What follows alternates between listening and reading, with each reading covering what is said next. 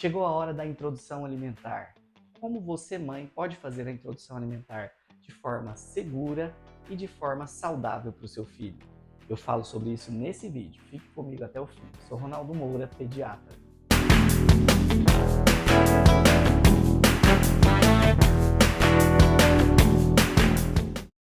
A introdução alimentar acontece aos 6 meses de idade, quando a criança apresenta sinais neurológicos de prontidão.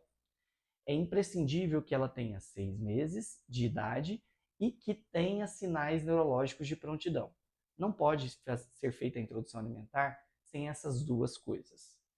E qual a metodologia que a gente vai utilizar para introduzir alimentação? Existem diversas metodologias possíveis. Temos, por exemplo, um famoso método de introdução alimentar chamado BLW. O BLW favorece a autonomia da criança. Mas, com os estudos avançando, tanto a Sociedade Brasileira de Pediatria quanto o Ministério da Saúde não recomendam a utilização desse método isoladamente, porque a gente sabe que a criança em desenvolvimento neurológico não tem a capacidade de adquirir tudo por meio da apreensão e do interesse durante a introdução alimentar. E por isso é recomendado a combinação de métodos. O método BLW, que seria inovador, e o método tradicional, que seria aquele que você processa tudo e você fornece tudo muito facilmente para a criança. Esse método combinado chama-se método Bliss e ele favorece ainda a autonomia da criança, favorece a construção de um hábito, mas também oferta de forma minimamente processada o alimento. E o que tudo isso quer dizer? Quer dizer que você vai realizar a introdução alimentar de alimentos saudáveis, alimentos nutritivos para o seu filho, mas facilitando um pouco, mesmo que ele tenha autonomia para pegar, levar na boca, e assim você fazendo uma introdução alimentar segura. E o que a gente introduz primeiro? De forma estratégica, nós sabemos que poderíamos começar todos os alimentos de uma vez. Inclusive porque dos 5 aos 7 meses a gente tem uma janela de tolerância imunológica. Ou seja, a criança que se expõe à maior quantidade de alimentos tem um menor risco de alergias alimentares no futuro. Mas para a gente saber o que possivelmente pode estar causando alergia alimentar, a gente introduz devagarinho, passo a passo. E a gente sabe que o gosto doce das frutas, o gosto doce natural das frutas, sem açúcar, faz com que as crianças aceitem melhor as frutas. E por isso a gente começa com a introdução de frutas. E quais frutas? Antigamente a gente apresentava uma lista de frutas que a mãe tinha que sair procurando para introduzir. E muitas vezes indicávamos o uso de sucos. E hoje em dia a gente não faz isso. A gente dá preferência para todas as frutas, mas principalmente para a fruta da estação. A fruta que está comumente sendo encontrada no hortifruti, no supermercado, ou aquela fruta que você tem na sua casa. Por quê? Porque as frutas raras, aquelas frutas que a gente não encontra facilmente, muito provavelmente precisam de muitos agrotóxicos para serem conservadas e para serem produzidas. Já as frutas da estação nascem facilmente e são adquiridas com menos agrotóxicos. Por isso, favorecemos o consumo de frutas da estação. E por que a gente não dá mais suco?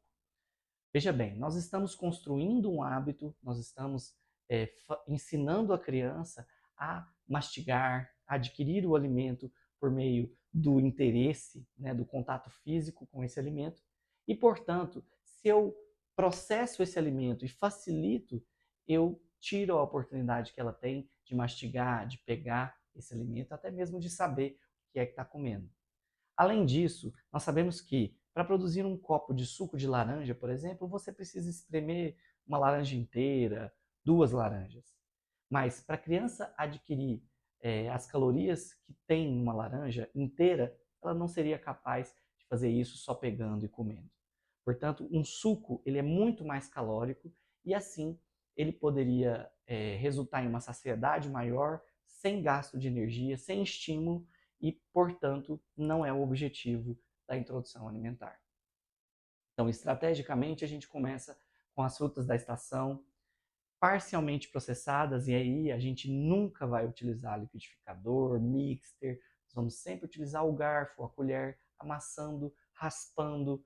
Você pode cozinhar e amassar, fazer cozidinha, por exemplo, uma maçã com canela, e assim você vai ter a introdução das frutas. A cada 2 dias, trocando as frutas para estrategicamente você saber o que possivelmente a criança tem de sintomas de alergia ao alimento que você introduziu.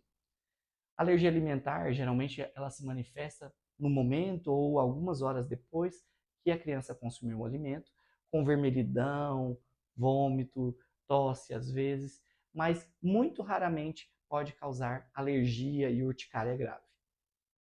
Feita a introdução das frutas, dando preferência para todas as frutas da estação, nós vamos para a introdução das papas principais. Sim, papas. A gente não fala mais introdução de sopa, sopa salgada, papa salgada, e sim papas principais. Por quê? Lembra, nós estamos no momento de estimular a criança a mastigar, de estimular a criança a adquirir, a pegar, a ter contato físico com o alimento, e portanto, a gente não vai processar, a gente não vai bater no liquidificador, nós não vamos dar o caldo do feijão somente, nós vamos dar o feijão, não vamos dar o caldo de legumes, nós vamos dar os legumes. E aí a gente divide de forma didática em 4 grandes grupos: vegetais verdes, vegetais coloridos, hortaliças e leguminosas. E aí você tem que ter nessa papa principal pelo menos 3 desses grupos alimentares, sendo um de cada, e de preferência de cores diferentes, para você dar nutrientes diferentes. E aí você vai adicionar uma fonte de proteína animal. Tanto o ovo quanto a carne vermelha, o camarão, o peixe, o frango, você vai variar as fontes de proteína animal a cada 2 dias. E assim você vai ter uma refeição, uma papa, sempre amassado com garfo, ofertando de forma temperada. Sim, você pode usar todos os temperos. Você pode usar tanto em água fervente, fervendo os legumes, as verduras, as hortaliças, ou você pode ferver no vapor e temperar a seu critério. Os temperos incluem alho, cheiro verde e é muito importante a adição de azeite ou óleo vegetal. Feita a introdução da papa principal do almoço, você vai passar para a papa principal da janta. Mas uma coisa fundamental que eu sempre falo aqui no consultório, quando eu vou introduzir a alimentação dos meus pacientes, é não criar expectativas quanto a grandes quantidades de alimento. A capacidade gástrica do seu filho, ou seja, o quanto o estômago dele cabe de alimento, é muito pequena. Geralmente, a palma da mão do seu filho fechada é a quantidade que ele vai aceitar na introdução alimentar. Isso é, em média, 3 a 4 colheres de sopa de alimento, ou seja, muito pouco. De forma que, se você criar a expectativa de que ele coma um prato cheio, muito provavelmente você vai se frustrar. Realizou a introdução das papas principais, é muito importante a gente lembrar para você não ofertar carne crua, mas você ofertar carne bem cozida, bem passada, porque tem o risco da criança ter o contágio por verminoses ou até por outras infecções quando a carne é parcialmente cozida ou quando a carne está crua. Alguns alimentos geram certa polêmica, mas devem ser introduzidos na introdução alimentar. O ovo, que é altamente alergênico, e as castanhas ou nozes. O ovo deve ser introduzido de preferência cozido. E, estrategicamente também, não é uma obrigação, nós introduzimos primeiro a gema, fazendo a exposição da criança a uma menor quantidade de proteínas do ovo. E, posteriormente, a clara do ovo, que é o componente do ovo que tem mais proteínas. As castanhas e nozes também devem ser introduzidas nesse período da introdução alimentar. Claro que no momento em que você estiver mais segura, porque não é uma prioridade. Mas como você vai ofertar as castanhas e nozes? Trituradas ou em forma de pasta, para saber se o seu filho tem alergia alimentar a esse tipo de alimento ou não.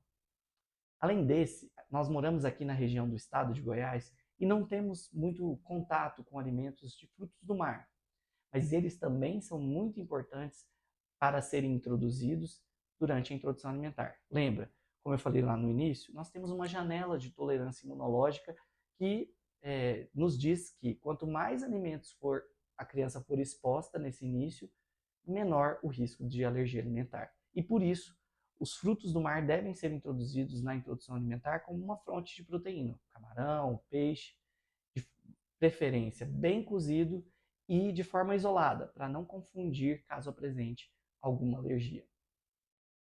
Além de todos esses alimentos, durante a introdução alimentar é liberado o consumo de chá.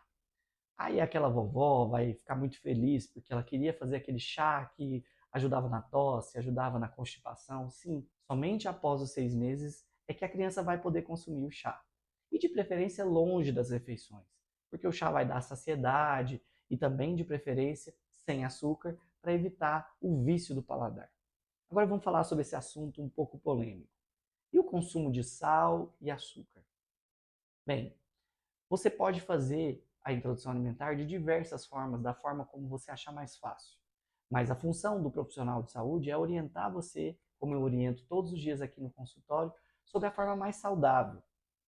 E é importante a gente destacar que o açúcar e o sal são elementos da natureza que viciam o paladar. O que isso quer dizer?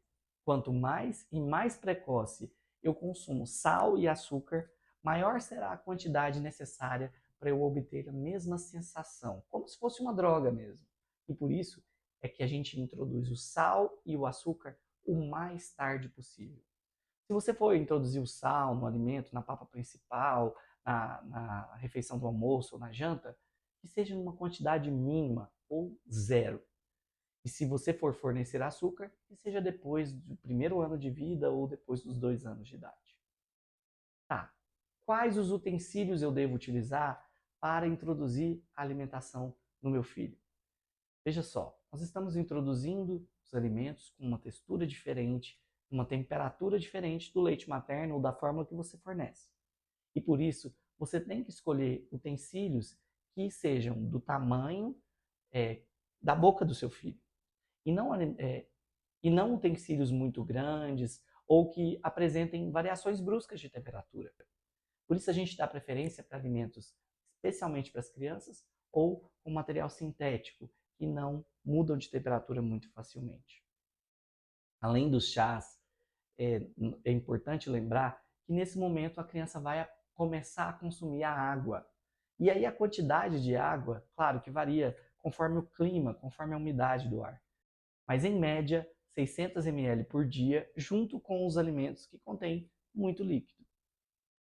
Outro dado importante da introdução alimentar é que você vai perceber que as fezes do seu filho vai mudar.